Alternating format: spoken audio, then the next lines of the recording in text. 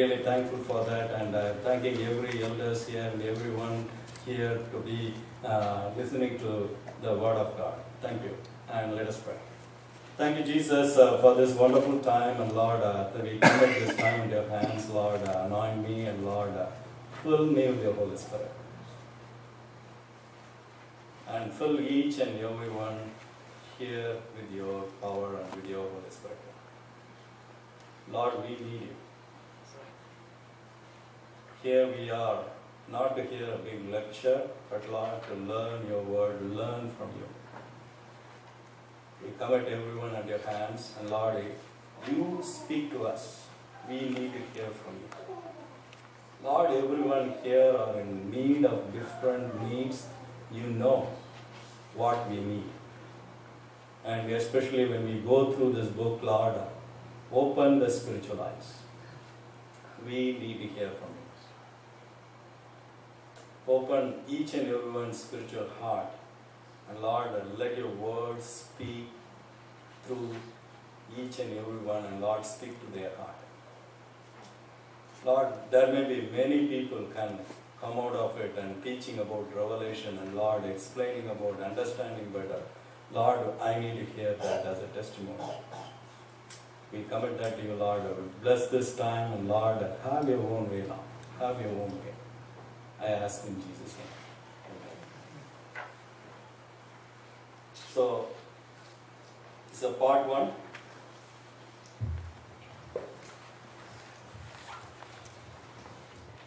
And this is written by Apostle John in island of Patmos in Asia Minor.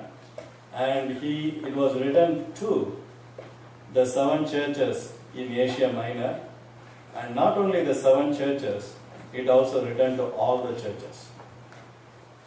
So here is the world during the 1st century, and here is the Asia Minor. And I'm using my pointer so it's easy. So here is the place actually the Asia Minor is located. And these are the 7 churches, goes by Ephesus, Smyrna, Pergamos, Thyatira, Sardis, Philadelphia, and Laodicea. These are the 7 churches. And now, these church locations are located in modern day Turkey. And I think 2, Ephesus and Pergamos is a name, they have the same name. Rest of the church, rest of the locations are different name. And island of Patmos is where John was in exile, and while he was writing this book, it was located somewhere here. It is in the same name, Patmos. And this book, as I said, is not only for the 7 churches, it is for all the churches in the world history, as well as now and in future. And in end of each message of the 7 churches, in Revelation chapter 2 and Revelation chapter 3, it goes like this. He who has an ear, let him hear what the Spirit says to the churches. How many of us have the ear? So we all have, so it's applicable for all of us. And especially it talks about the Spirit says to the churches. So it also mainly for the believers. So non-believers can read, but main thing is they need to come into the saving knowledge of Christ. That is the reason God gave this information. So what is the title of the book? You might have heard different titles. You may be thinking of Revelation is a general common thing, a book of Revelation. Here is the title goes like this.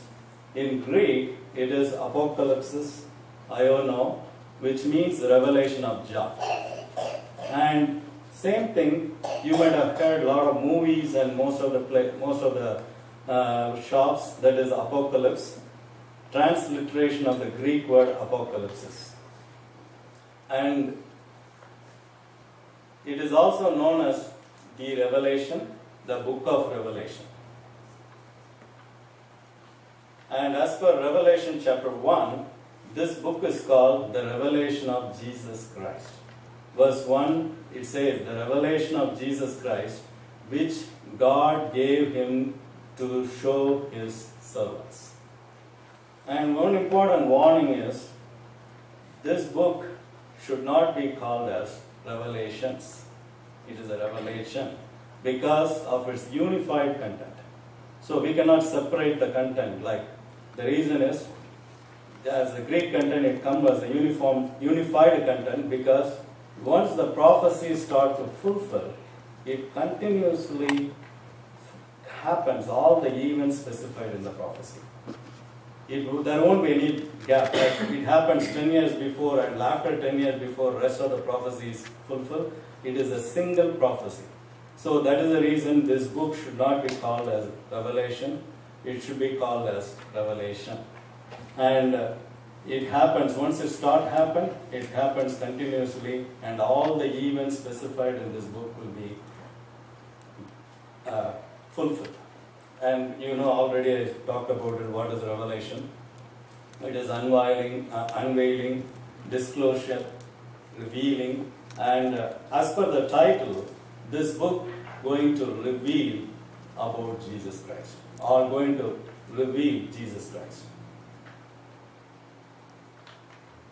When we talk about it's going to reveal, or this book is going to reveal more about Jesus Christ, or additional things about Jesus Christ, here we normally know that, we already know basically in Old and New Testament, all the scriptures points to Jesus Christ. So what more God is going to prophesy here? So that is the thing we are going to see today. And to understand it better, I am going to ask another basic question. Why did Jesus come to this world the first time? You can speak so that we can little bit make it interactive. Preach the good news. And what else? We can see some of the list in Luke chapter 4, verse 16 to 21. Jesus came to Nazareth, where he had been brought up. And as his custom was, he went into the synagogue on the Sabbath day and stood up to read. And he was handed the book of the prophet Isaiah.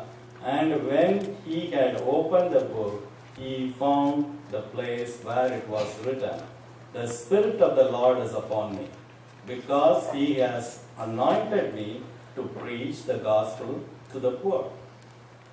He has sent me to heal the brokenhearted, to proclaim the liberty to the captives, recovery of sight to the blind, to set all the liberty those who are oppressed, to proclaim the acceptable year of the Lord."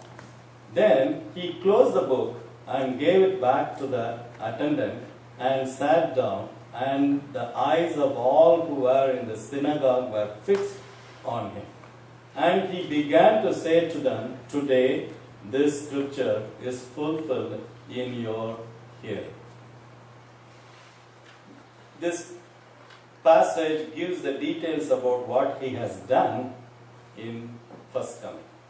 And the question here is, he read from Isaiah, as the Luke 4 already specified in the beginning in this place. So did Jesus read all the portion of the Isaiah prophecy? Basically no. When you see Isaiah prophecies, Isaiah chapter 61 verse 1 and 2, he didn't even complete verse 2. And in those times there is no verse number, only recently it is added, but still he didn't even complete a complete sentence. There is a comma after the verse 2, to proclaim the acceptable of the year. And come on, there is no end for it. So basically Jesus has come to the earth first time as a savior. That is the reason he came. Then, what Jesus is going to reveal in this book? One important thing is, he is going to reveal in this book the remaining part of the prophecy to be fulfilled. Basically listed in Isaiah chapter 61, verse 2 to end of the chapter. And the prophecy is given to Israelites and also applicable to most of our Gentiles like us. And part of it he already read, and that has been fulfilled and also getting fulfilled after Jesus Christ. And the remaining part is Isaiah chapter 61 verse 2 is this. The one important point is now he is going to come in the second time, the day of the vengeance of our God. In other words, he is going to take revenge on the people who are not listening his word, not believing in him. So that is one of the main reasons. In other words, he comes as a king. As you see, he comes as a king to judge the world, to rule and reign the world. And also, if you see any prophecy in the Old Testament, if it is not fulfilled, when he comes, those prophecies will be completely fulfilled. So he come to fulfill all the prophecy in Old Testament as well as the New Testament. That is the reason he is coming. That is what he is going to explain in this book. Basically going to reveal how he is going to fulfill. So all the prophecies are given in the rest of the Bible. And in Revelation, basically is going to give how he is going to fulfill each and every prophecy which he has given already. So let us recap. Before beginning to enter into the chapter, I want to recap some of the important events that you know already, which is given in the rest of the Bible but not in the Revelation. So what is the events that you are looking for, which yet to happen? Can you name one or two? Second coming. Yeah. Jesus' second coming. It's a very important thing. And what is that he is going to do in the second coming? Rapture. Yeah, we can go to that later. So is there any other thing? Remember, when you see the second coming, he is going to pour out God's wrath. Or in other words, he is going to take the vengeance of God. Revenge towards the enemies. To rule and reign the earth. And even during the first coming, you remember that son of Zebedee's mom was coming, bringing James and John basically to Jesus Christ and asking for, they need to sit close to him, right side of him. So they want to have a special place. But Jesus said, only Father knows the time. So he didn't come to rule and reign first time. He has come to show God's love, and he came to save us. And the second thing is to judge the world. He is coming for second time to judge the world for all the people who are already died, not believing as a sinners, not believing in Jesus Christ. They are going to come back to life, and he is going to judge. That is called as a final judgment or a white throne judgment. We will see in the next week, next month. Then another important thing is the hope for us is when we believe, we will be with Jesus Christ in heaven. That is the hope. We will be ruling and reigning with Jesus Christ here in this earth when he comes, and then we will be in heaven forever and ever. So that is one of the important things. And what are some more things like Richard and Sophia is pointing about rapture? How many of you heard the word rapture? And how many of you heard the word Jesus' secret coming? So very important thing is there any other event you think of in addition to what we have listed already? Resurrection. Huh? Resurrection of the dead. Yeah, resurrection of the dead. Basically, that is what we are going to see as a rapture. And in addition to that, On marriage of the Lamb and of the church and yeah, weddings ceremony that we will see later, and that are going to happen in heaven. And before that, there is another important thing: Tribulation. tribulation. It's a great tribulation we call, or otherwise the Antichrist is going to pop up. The Antichrist. There are many Antichrists has come, but First John clearly says there are many Antichrist has come. The Antichrist is going to come. So he is going to rule this one world. And Antichrist means not against Christ, it is in place of Christ. He replaced Jesus Christ or imitates Jesus Christ and claims I am Christ. So that is the meaning for the Antichrist. That is yet to happen. In other name is called Great Tribulation, one of the worst time in the world. And next is the secret coming, like Jesus, like second coming of Jesus Christ, secret coming of Jesus Christ, another important event, which is also called rapture. Is Jesus' second coming wording is available? Have you seen Jesus' second coming in the Bible? Like the phrase, second coming of Jesus Christ, or Jesus' second coming. No, because he came first, he keeps saying that I will come back, so we are calling as a second coming. Same way, the secret coming of Jesus Christ is also not in the Bible, but Bible, there are a few references very clearly says that there is a similar type of coming we will see later. And even though this phrase is not available, but there are many scriptures points out to the secret coming. That is why it becoming popularly known as Jesus' secret coming. So now we are going to see all these lists need to be mapped in a timeline so that we can recap all the things that whatever that we have listed so far. And in the timeline, we are here somewhere in between. Before Jesus Christ, Jesus' birth, and then Jesus' second coming. We all know that sometime we don't know the hour and the time. So I'm not going to give a date. So even if I give a date, please ignore that. A lot of people tried that, it didn't work out.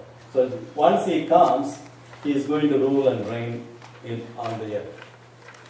And later on, all the believers who believe in Jesus Christ are going to be with the Lord in heaven forever and ever.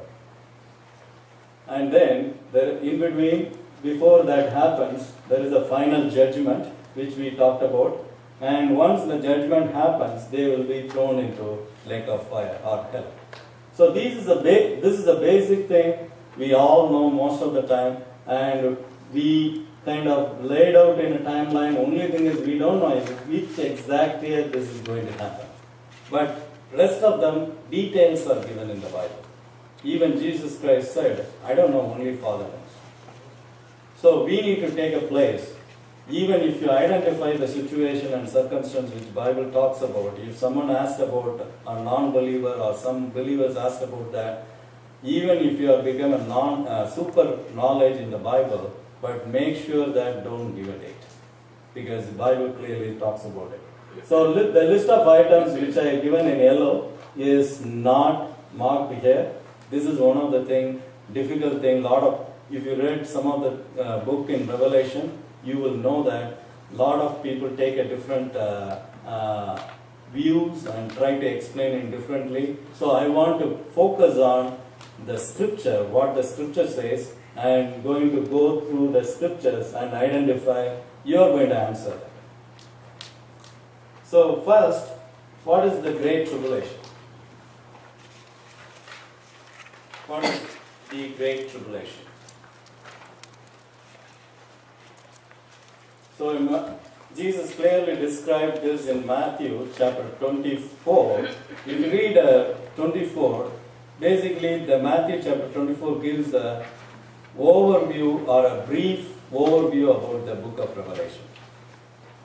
So that is not given, Jesus didn't give all the details, but he given a summary or a brief overview. And one of the things he is pointed out here in Matthew chapter 24 verse 15, the time will come when you will see what Daniel the prophet spoke about. We will be seeing that prophecy soon, in a few slides later. And he is saying about the sacrilegious object that causes desecration standing in the holy place. Reader, pay attention. Then those in Judea must flee to the hills.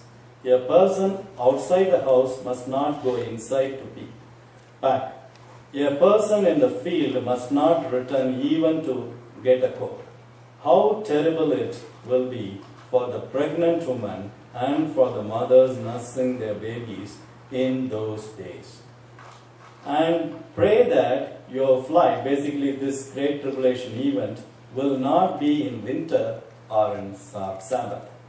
That Sabbath will not be in winter and Sabbath, for that will be the time of great horror. In NKJV and KJV, it is called as the Great Tribulation. Than anything the world has ever seen or will ever see again. In fact, unless that time of calamity is shortened, the entire human race will be destroyed. So it is one of the worst time that the world has ever seen so far, and at the same time will never see after that. So think of whatever the disaster that you have seen so far. Multiply 10 or 20 times worst disaster this is going to be.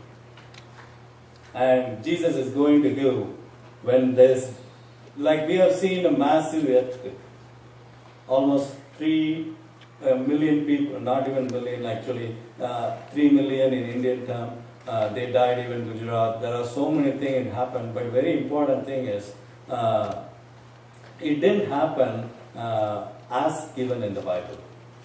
Not 3 million, it was 3 lakhs in Indian term. So basically, the worst disaster so far we have seen, even in tsunami, it is not comparable to what Bible is going to give in Revelation chapter. So this is the worst time Jesus is talking about. This time is called the Great Tribulation. What are the major events going to happen in the Great Tribulation? I am not using Revelation reference because these are already revealed in different portions of the Bible. So these, in addition to Revelation, book of Revelation. So first is the Antichrist rule and reign this world, which is clearly given in Daniel chapter 9 and Matthew chapter 24, which just now we read, and also 1 John 2:18. Then Antichrist will make a covenant with Israel and allow them to build the temple in Jerusalem. We will see Daniel 9 again in a short moment. So Jerusalem temple is going to come again during just around the Great Tribulation time. And Elijah is going to come. That is the reason, because Malachi is one of the chapter. Behold, I will send you Elijah the prophet before the coming of the great and dreadful day of the Lord. That is the reason people asked Jesus Christ, Pharisees, are you Elijah? And Jesus come as a spirit form. And he said he will yet to come. And this is going to happen. Not only Elijah, there is another person going to come. So 2 witnesses going to come. And next, God's wrath. During this time, God is going to pour out His wrath. Whenever a disaster happens now, don't think that always all disaster, God is pouring out wrath. Most of them now happening is a natural disaster. Maybe God used that natural disaster to draw people to Christ. But main thing is, this is the time God is going to move ahead and going to pour out His wrath in all humanity living during that time. And next, the Antichrist will claim himself as God and stop the sacrifice in the temple, which is called abomination of desolation. Most of the old translation use that term. Basically, he replaces God's holy of holies with himself and going to worship. It is clearly given in 2 Thessalonians chapter 2 verse 4.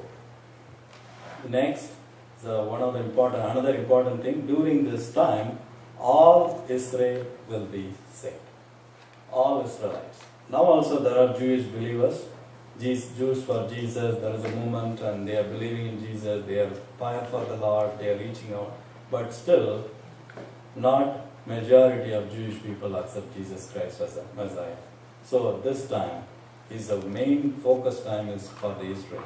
That is the reason that most of the tribulation, as we see in the Middle East issues now, the intensity of the issue will keep on increasing. And it's one of the terrible times for Jewish people than other people surrounding the world.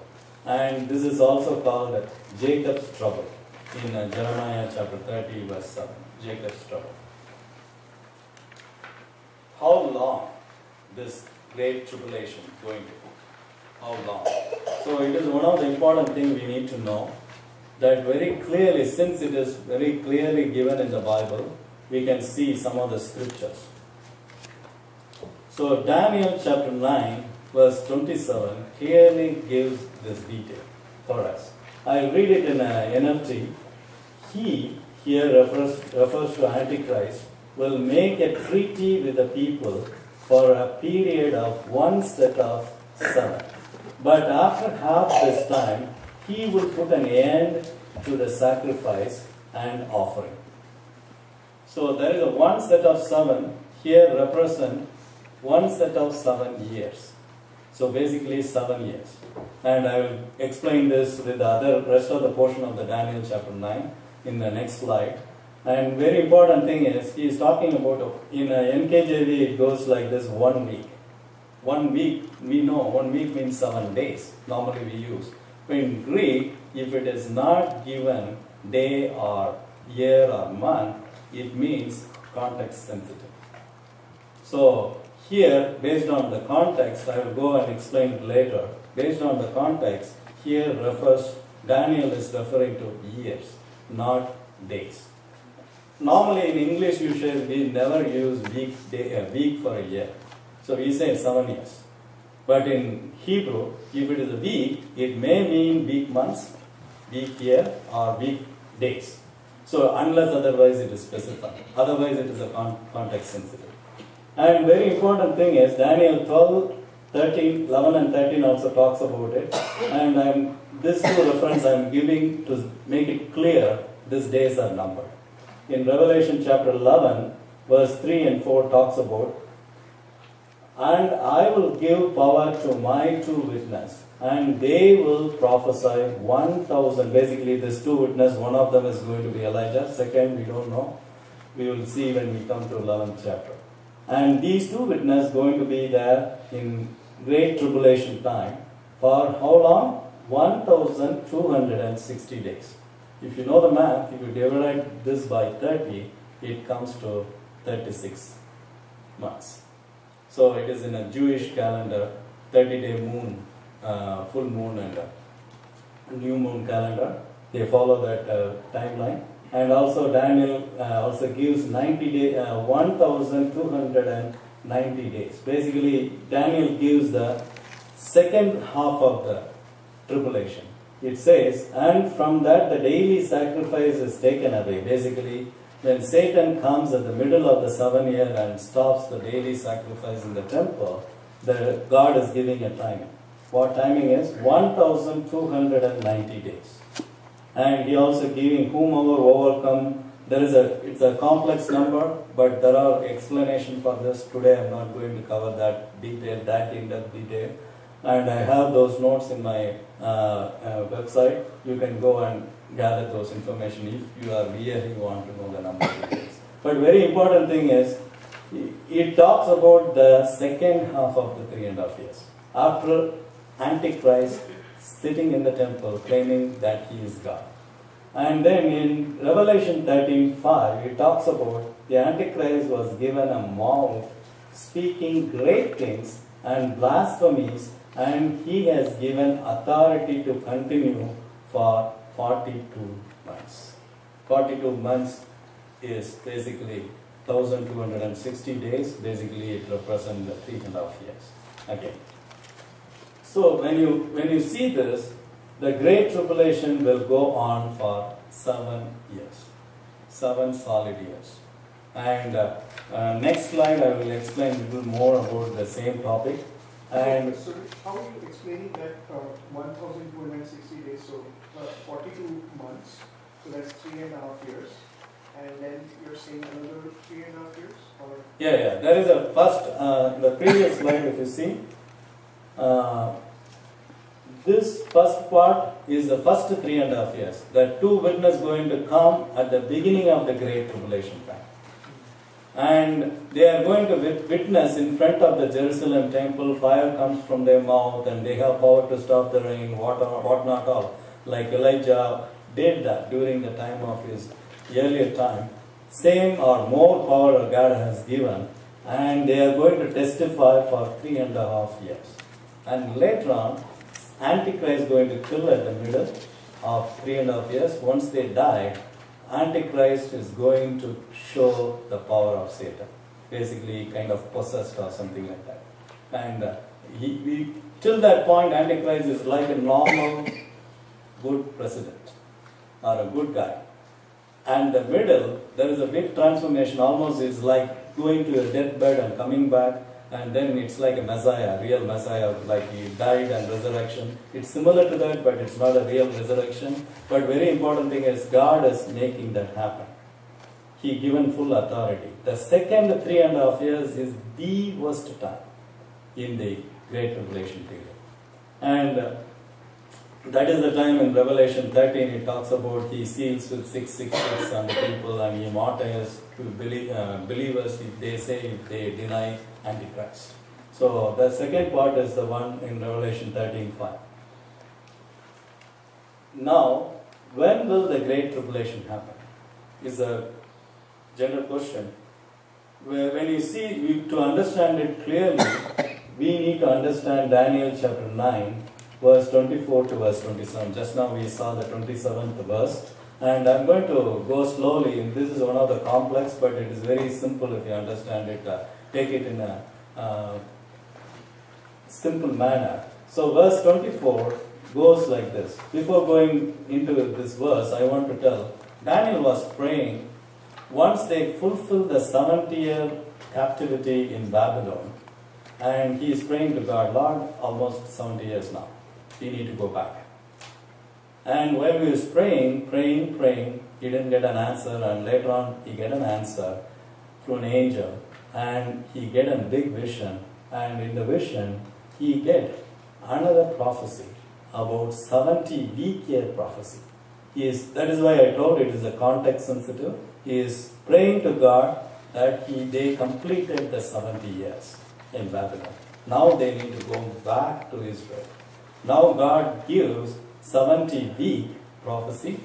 Because of the context, he is praying for 70 years, and it is basically, this week refers to the year.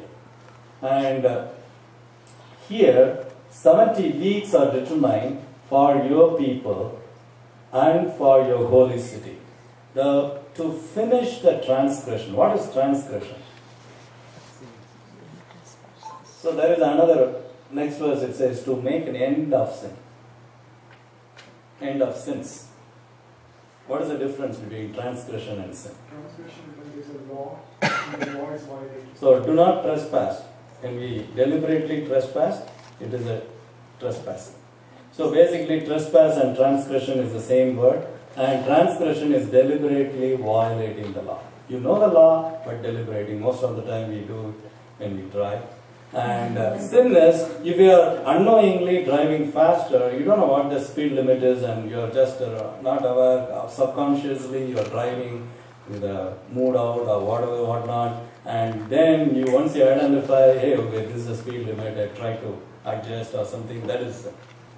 And when you deliberately, hey, it's too late for me, I need to rush up, then we deliberately, okay, 5 is okay, 10 miles is okay, then we go deliberately avoid it. So that is the transgression. Very important thing is, I want to make sure that when these prophecies, these number of years are fulfilled, that means these has to be fulfilled.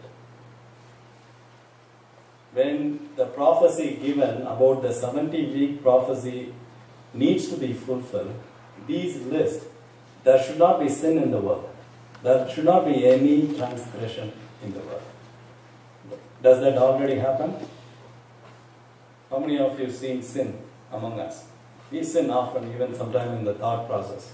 But a very important thing is, when this prophecy fulfilled, there should not be any sin. There won't be any sin. And there won't be any transgression.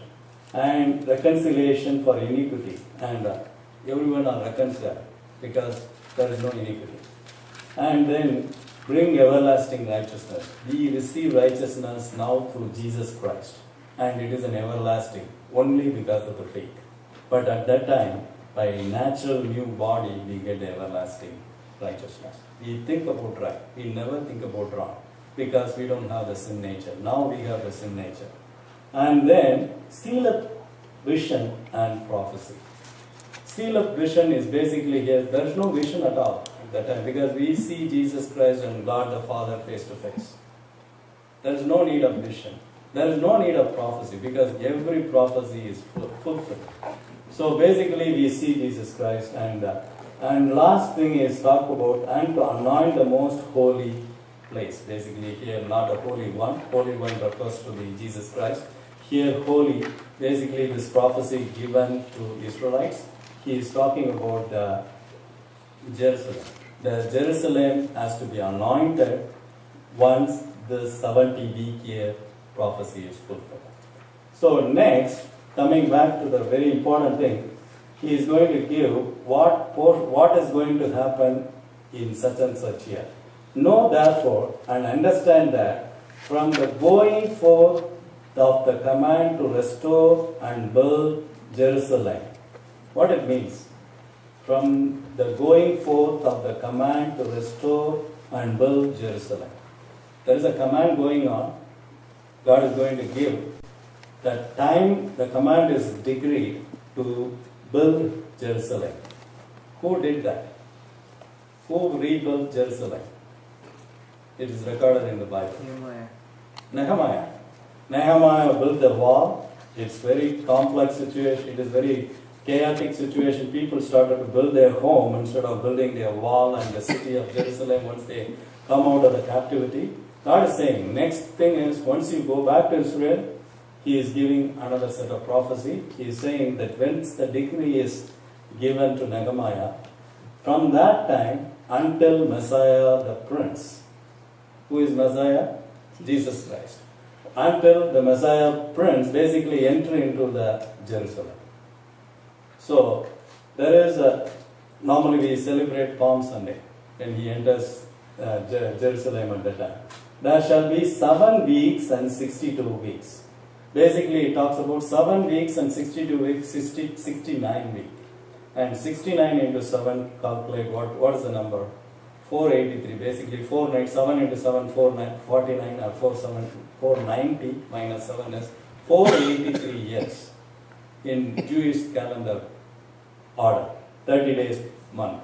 So, this 483 years will be fulfilled from the decree issued to Nehemiah to rebuild Jerusalem until Messiah enter into the Jerusalem, city of Jerusalem. So basically, that is already fulfilled. How many of you disagree with that? Everyone knows that. That is why we are gathered here in the name of Jesus Christ. It's already fulfilled, and He is giving some more detail. And after this 62 weeks, Messiah shall be cut off. Why there is a split between 7 weeks and 62, I am not sure about it, and a lot of commentators argue about it, but very important thing is, so 69 years, after the 69 years, once Messiah enter into the Jerusalem, and later on, Messiah shall be cut off, for whom He is crucified, but not for Himself. He didn't die for Himself. He died for us. And it is one of the absolute truth. A lot of people, based on this prophecy, they thought Daniel book is written little later after Jesus Christ. They understand they could not digest the prophecy because God is giving prophecy. They could not believe in God. Immediately they thought, okay, this may be added after that. They calculated exactly 483 years because if you read in Nehemiah, there is a Jewish calendar dates are given. Such and such day. Nisan year, this happened, this year, this happened, this day, this happened. And when you calculate those days, it is exactly fulfilled in 483 years. So next, what happens? And the people of the prince who is to come shall destroy the city and the sanctuary. Once Jesus Christ died, crucified, what happens? The complete Jesus Christ cried in Matthew chapter 24 when after seeing the temple, and as he cried and prayed, it exactly happened. The city is destroyed. Jerusalem city is destroyed, and the sanctuary is basically the temple completely wiped out. And the end will come like a flood. It goes like that. Then in verse 27, he, who is he? Whomever ruled and crucified Jesus Christ here, basically in Roman government, he is the one shall confirm a covenant with many for one week. Here it's based on context, it points to Israelites. So the Antichrist, now we calling him that as the Antichrist because of the prophecy given in Revelation and 1 John and different places. Based on the prophecies we learned, we name this he is the Antichrist. But otherwise someone from Roman race and Jewish mix, because he is going to claim I am a Messiah. If anyone needs to claim as a Messiah, he needs to be Jew. So Paul is Jew as well as Roman. So something like a dual citizenship. So here he is going to confirm a covenant with Jewish people for 1 week here. But in the middle of the week he shall bring an end to the sacrifice and offering, and on the wing of abomination shall be one who makes desolate, even until the consummation which is determined is poured out on desolate. Desolate basically it refers. He is going to stop as per NLT version if you read, he is going to stop the sacrifice. At the end of the sacrifice, at the end of this 3.5 years, God is going to judge him, throw into a lake of fire. So based on this prophecy, if it is already fulfilled, that means these lists might have already fulfilled. But we know that it is not yet fulfilled. That is the reason Daniel 9:27 becomes the key for this entire book of Revelation. At the end of 7-year great tribulation, Jesus will come back and fulfill all the prophecies listed in Daniel 9:24. So, the great tribulation will start just before the second coming of Jesus Christ. So, great tribulation is one of the worst period. Second 3.5 years in the 7-year period is going to be the worst period. And once that ends, Jesus Christ is going to come, and once he comes, we will see righteous fruit. And now, let us map this. This is the table I'm talking about. If you are interested, I will publish this in the website so you can dig into it. The 70-week prophecy, how it fulfilled, and this is one of the best interpretation and very easily understood. I made it as I took it from one of the commentator and put it in a table form. So now the timeline. So far we have seen Jesus Christ, birth, death and resurrection, second coming, Jesus Christ reign on the earth, believers in heaven, and then final judgment and basically this hell. They will be thrown into hell. Now, when the great tribulation happens, it's just before Jesus Christ. So this is where great tribulation happens. So that is what we are looking for, the rule of Antichrist. One world government. Everything is coming into place. And today when you see, when Revelation chapter 6 talks about like there should be a famine, everyone go with the ration system in India. Now even in India there is no, they are trying to remove it. But very important thing is it's going to come back. In a modern way, we need to use website or portal to log in to get price or whatnot, whatever the grocery you want. It's going to happen that way. So this worst period is 7 years, and this is going to happen just before Jesus Christ coming. What we are missing now? Secret coming of Jesus Christ. What it is, and we are going to see that in detail. There is two main places it is clearly given, and 1 Thessalonians and Matthew chapter 24, and Mark and Luke is similar reference are there. We are going to see these two references. So what is the difference between the, I will explain the secret coming and also show what is the difference between the secret coming and the second coming of Jesus Christ. So the secret coming of Jesus Christ well described in 1 Thessalonians chapter 4 verse 16 to 17. It goes like this. For the Lord himself will descend from heaven with a shout, with the voice of an archangel, and with the trumpet of God. So God is going to descend. How? Not God, basically. The Lord himself will descend from heaven with a shout of an archangel, a voice of an archangel, and with the trumpet of God. It is a trumpet of God, not trumpet of angel. So in the second coming, when he comes, Matthew 24:30 talks about trumpet of angel. Here, it is a trumpet of God. Maybe he is saying, come up here, in different languages. Maybe at the time. Who knows? This is kind of imagination, but very important thing is, his speech, John hears in chapter 1, hears like a thunder, or sometimes he is saying like a roaring lion, and sometimes he is saying like it's like a waterfall, and also like a trumpet sound. So his voice maybe is using multilingual language at the time and calling us. And very important thing is, verse 17 it says, when he comes, the dead in Christ will rise first. Then we who are alive and remain shall be caught up together with them in the clouds to meet the Lord in the air. And thus we shall always be with the Lord. So it talks very important. The first is Jesus will descend from heaven. And then Jesus will descend from heaven but not land on the earth. He is not going to completely come down to the earth. What happens is we go up. We will be taken up. All the believers in Christ who are alive and dead will caught up. This is the word caught up. In Latin, it is called rapture. So that is how the English word rapture, it's a rapturous. Basically, the English word rapture came from Latin word. Most commonly, we call that as a rapture, but there is no word initially there, so they use the word caught up or taken up. Different translation uses that. So caught up together in the clouds to meet the Lord in the air. And then all believers in Christ will be always with the Lord from this point onwards. Once we taken up, then we will be with Christ always. Then what is the difference between this and second coming?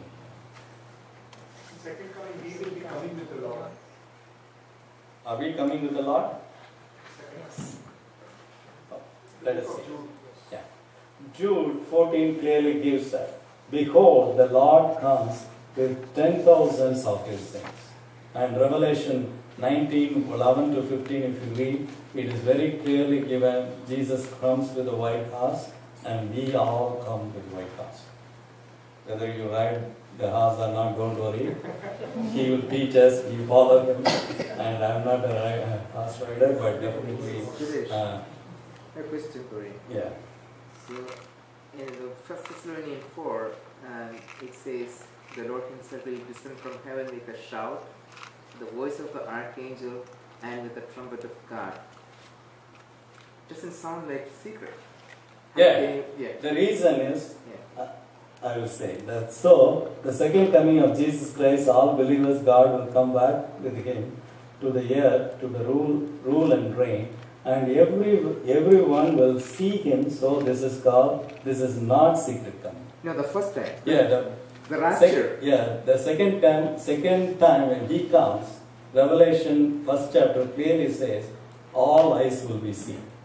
But in this reference, only believers may hear. Doesn't say that, nowhere in a reference says that all will see this. That is the reason they use the name secret coming. There is no word in the Bible, but very important thing is, in the second coming, Bible clearly says that every eye will see. When Jesus was taken up in Acts chapter 1, verse 8, verse 9, angels told that where he will become like this. Everyone will see like how you guys are seeing. Same way, Revelation 1:7, we will see that we all will see Jesus Christ. I think in rapture it is not all. Yeah. Two will be grinding, one will be caught up. Yeah. So we will see that reference also. And I'm believing that this trumpet sound, even though it is a trumpet sound, only people who really believe in Jesus Christ may hear, not all. And there is no reference here, it says like everyone will be seen, because it's a rapture, in a twinkling of an eye it happens. No one knows. That is why the movies they take Left Behind, there are so many different things, talks about in a snatch. They even don't know, yeah, everyone is flying up. That is what Bible says. It's a twinkling of an eye, sudden disappear. And how? That is why we need relationship with Jesus Christ. If you have a relationship with Jesus Christ, and you will be part of it. And in secret coming, this is the difference. In the secret coming, Jesus Christ, secret coming of Jesus Christ, all believers will be taken up to the heaven and come back with Jesus Christ to the earth in His second coming. So this is what happening. We go up and come back. So now, the next thing is, I want to map this. Before I map this secret coming, the question is, when we will be taken up? Or, when will Jesus rapture the church to heaven? There is three different positions here. Some they think we will be taken at the end. Taken up before just Jesus Christ come, we will be taken at the end. Some they are thinking we will be taken at the middle of the Great Tribulation. Some they are thinking we will be taken before the Great Tribulation starts. So there is a big debate. Don't worry about those things. Whatever the thing you believe, it's not a big deal. If you are a believer, you will be taken up at one point in time. If you are living at that time. If you are dead, our graves will be open, we will be in heaven. But very important thing is, go through the scripture and try to understand it. So this is called as a post-tribulation rapture. Basically, if the rapture happens at the end of the tribulation, it's called post. And mid, as it says, if rapture happened in the middle, it's called mid-tribulation rapture. If the rapture happens before the tribulation, Great Tribulation, it is called pre-tribulation rapture. And let us see this by reading the scripture which Uncle pointed out. What did Jesus ask us to always to be ready and to look for? Before he explained this in Matthew chapter 24, he said always look for this event. His second is coming. And that's why we need to differentiate that. There is one coming, he will be coming with the Lord. In another coming, we will be taken up. So he's explaining in Matthew chapter 24, verse 35 to 34, but I read it from verse 37. But as the days of Noah were also, so also will coming of the Son of Man be. For as in the days before the flood, they were eating and drinking, marrying and giving in marriage, until the day that Noah entered the ark, and did not know until the flood came and took them all away. So basically, in Noah's time, God warned. Keep on warning. They didn't bother about it, except Noah and their family. They're building the ark. They're serious about it. But other people are just marrying, enjoying the world. That is exactly happening now. Not only marriage between, as per the Bible, men and women, all type of. In future, it may be going worse. Marriage with pet or who knows. So very important thing is, that is going to happen in the later days. We will see if we are living in our eyes. And Jesus is saying, similar to that incident, people will be doing the same thing here now. So also will the coming of the Son of Man be. Then two men will be in the field, one will be taken and the other left. Two are working, one will be taken, other left. Two women will be grinding at the mill, maybe in India. One will be taken and the other left. Not now. Nowadays, all the grinders, manual grinders are gone. Maybe in a mixie or big rice mill or something like that. Watch therefore, for you do not know what hour your Lord is coming. So God is keep repeating us, like watch for His coming. And He is also ending this. But know this, that if the master of the house had known what hour the thief would come, he would have watched and not allowed his house to be broken into. Therefore, you also be ready, for the Son of Man is coming at an hour you do not expect. So this should be our main aim. Anytime if he comes just now, will be are we sure that we will be taken up or caught up or raptured? It only happens, you individual will know. We can judge each other based on your behavior, others' behavior. But very important thing is, individual, each and every one of you, we will know whether we will be taken up or not. So that is the assurance we need to make sure. He asked us always to be ready and to look for his coming to rapture the church, not for the second coming. So very important. He is saying here, based on this context, he asked us to be ready and looking for the rapture of the church, taken up, not for the second coming. And in Revelation we saw that just now. I'm going to rush up a little bit. Does the rapture happens just before second coming? Think for a moment, if it happens here, at the end of the Great Tribulation, what we will be looking for? You can answer. What we will be looking for if it happens at the end of Great Tribulation. Because once the Great Tribulation ends, Jesus comes. And Great Tribulation is, just now we read, it is the worst period in the history and no one ever seen so far. The toll is 1/3 of population die or 1/6 of the population die. How many of you seen in your life period 1/3 of population die? Think of 3 billion people now, approximately, if 1 billion is gone. So far we didn't see. Bible clearly says that when it starts, this is what is going to happen. And we will be very sure and we will be very clear that when that happens, when rapture happens at the end, we will be looking for these events. If 1/3 has died, then maybe count the days, because it is a 7-year period. We can count the days for count down days for Jesus' second coming. Because 3 or 4 places it is numbered, the days are numbered. Maybe 90 or 30 days very confusing you, but definitely that 7 years is clearly given. So, for my understanding, this is never going to happen at the end, because we will be looking for 2 witnesses. We will be looking for Antichrist. We will be looking for all the events in the Great Tribulation. So next, if does it happen at the middle? There is one reference in Revelation chapter 7. There is a multitude of people are standing at the front of throne of God, and John is asking, who are they? And one elder is saying, don't worry, they are the people who believed in Christ and they are martyred during the Great Tribulation time.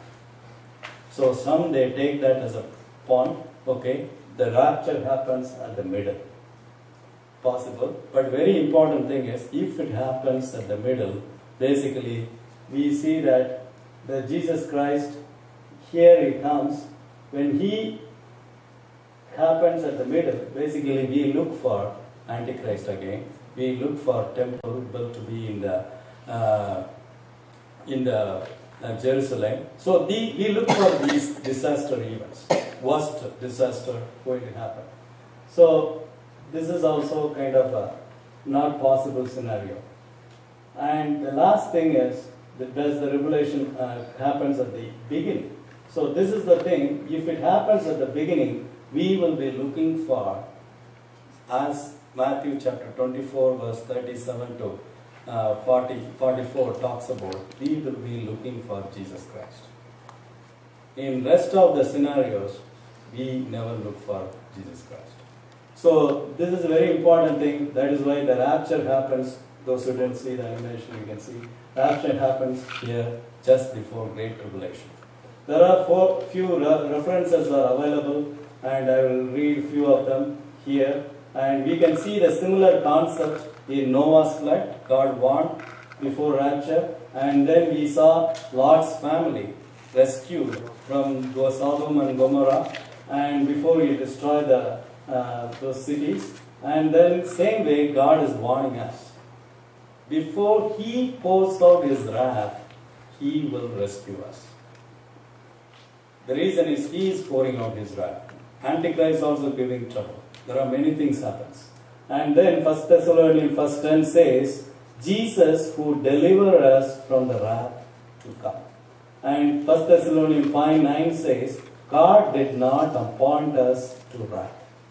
And then Revelation 3:10 says, to a Philadelphia church, one of the best church, because you have kept my commandment to persevere, I also keep you from the hour of trial, which shall come upon the whole world to test those who dwell on the earth.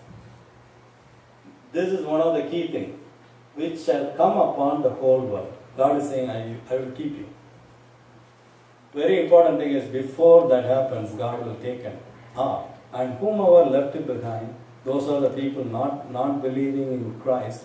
And due to the God's wrath and all the trouble and tribulation, God, still salvation happened, but it is not like easy like how it happens now. We are in a grace period. So that is, if you are accepting, you are martyr.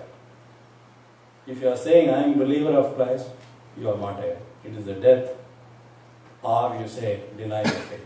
So now it is a little different. So that makes a lot of difference. Don't think that, okay, there is another set of 7 years once that happened, but sufferer is, we have to suffer. It's not an easy decision at that time. So this is the overall time. We saw that rapture happens, second coming, He rule and reign, final judgment, believers thrown into hell, and then believers, non-believers thrown into hell. Believers will be in heaven. Sorry about that. So now, before almost time, before I didn't able to enter into Revelation chapter, first chapter at least I need to cover. So very important thing is, this is a 3 subdivision. This the book comes with the divine outline. In Revelation chapter 1:19 it says, John, write these things which you have seen, and the things which are, and the things which will take place after this. So there is a past event which is the Revelation 1, because John sees Jesus Christ in chapter 1. He is describing that. In the present event talks about Revelation 2 and 3. There is a 7 churches, and the end of the age 7 church, it talks about whomever have an ear, listen to it. And the Spirit says to the churches. So it is applicable to present time, from John's time to present church time, until the church is taken up as a rapture. So there is a final thing, so final division, section in the Revelation book is the things which will take place after this. Things which will take place after this. Basically, this is a major subdivision. Keep that in mind. Whatever the scriptures that we have seen so far is the base scriptures, basic minimal scriptures I have given. Based on that, this book is completely explained. So you can go through this slide, and whatever the verse that I have gone through, if you have a different understanding, try to spend in the scripture. Don't spend in other people's book. So I'm not discouraging you. I'm encouraging you to try to spend in the Word of God and ask God. He will reveal, because He says in Revelation chapter 1 that do we understand the book of Revelation? And it's given in Daniel chapter 12 verse 1. Basically he says, shut up, but you Daniel, shut up the words and seal the book until the time of the end. Many shall run to and fro, and the knowledge shall increase. Although I heard, I did not understand. Then I said, my Lord, what shall be the end of these things? And God said, go your way, Daniel, for the words are closed. And closed up and sealed till the time of the end. For Daniel, these are not disclosed. For Daniel, these are not disclosed. So for Daniel, these are not disclosed. only for us, because in Revelation 22:10, then Jesus Christ told to John, do not seal up the words of the prophecy of this book, because the time is near. So, we have to make sure that this book is for all of us. If you read with a sincere heart, God, with the help of God, God will reveal those things to us. So one of my favorite, Pastor John Koshin, when I was studying this book, I read so many different books and then finally end up in reading this book. He starts every session with saying that Revelation is not a hard book to understand. Shall we say it together? Revelation is not a hard book to understand. So whenever you feel hard or difficult in some area, please keep on reminding it is not a hard book to understand, because first thing is it starts with blessing. In Revelation 1:3 it says, Blessed is he who reads those who hear the words of this prophecy and keep those things which are written in it. So it talks about readers, hearers and listeners. And very important thing is we hear and listen to understand. And God is the one helping us to understand. The reason God given this in such a detail is because the time is near. And very important thing is next is second coming. Jesus clearly says, behold, he is coming with the clouds and every eye will see him. This is the difference between the secret coming and second coming. That is the reason they call that as a secret coming, because I didn't come up with the name. It is already exists. Somebody called it and it become a popular. Maybe this is a verse I believe. They think, okay, this is publicly known. He's coming back and he's doing this. So next, and he's Alpha and Omega. He knows everything. Now, what did John see? He see that, I'm not going to the scripture, but very important thing is he see the glorified Jesus in chapter 1. And when he see, three important things he see. He sees 7 golden lampstands where Jesus is standing in the midst. And then it is clearly given Son of Man clothed in garment and different description of Jesus Christ. And then in his hand he has 7 stars. In his hand he has 7 stars. So what is this golden lampstand and what is this 7 star? It is very difficult to understand unless otherwise it is revealed to us. So the rest of the chapter very clearly given in Revelation chapter 1 verse 30. The 7 stars are angels of the 7 churches. And then the 7 lampstands which you saw are the 7 churches. So basically Jesus Christ standing in the midst of the churches, watching over each church, and then he is basically seeing that he is talking to the angel of the church. Some people think it is a guardian angel or something, but very important thing is simple. It is every church has a lead pastor. Angel also means messenger. So this most probably the pastor who leads the church. And if Jesus is the head of the church, the pastor has to have a constant communication with God to make sure that he delivers the message whatever Jesus wants to deliver to the church. And now the present, I will give two churches and then we can wrap it up. Ephesians chapter, first he is addressing to church called Ephesus, and he always says these things, he who hold the seven stars in his right hand walks in the midst of the 7 golden stands. Who is this? Jesus Christ, which he described already. So no one can easily replace Jesus Christ with these characteristics. That is why he described most of the time not by just the name Jesus, he is described with his attributes. And then at the end it says, let him hear what the Spirit says to the churches. And that is the reason it's in every end of the church it gives. So positive affirmation. So next is God is acknowledging what good things the church has done. I know your works, labor, patience, and tested those who say that they are apostles and are not. There are a lot of false people, false leaders are coming around, they are testing. And the verse 6 it says that you hate the deeds of the Nicolaitans, which I also hate. Nicolaitan basically another leader, laity, is a normal lay person, but he is kind of leading the church. Not a pastor, not an anointed person, he is just a local leader. And they hate the deeds of the Nicolaitans. But at the same time, the another church, they love and they follow the leader. And the negative comments in this is basically, you have left your first love. And they are very good in the works and they are very passionate and serving the Lord, but still there is no zeal.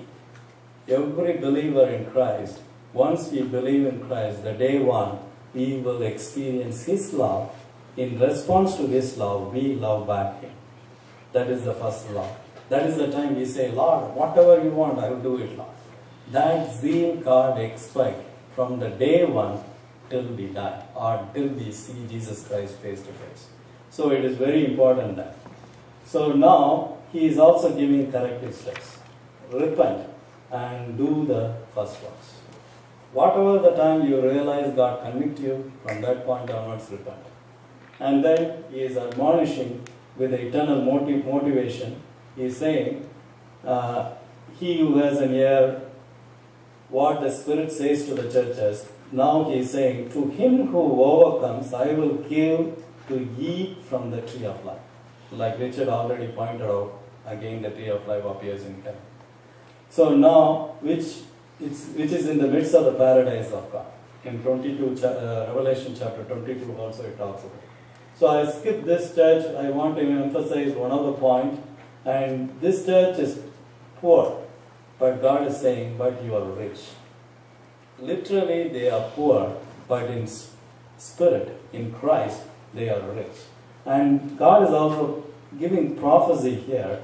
The devil is about to throw some of you into prison, that you may be tested. You will have tribulation 10 days.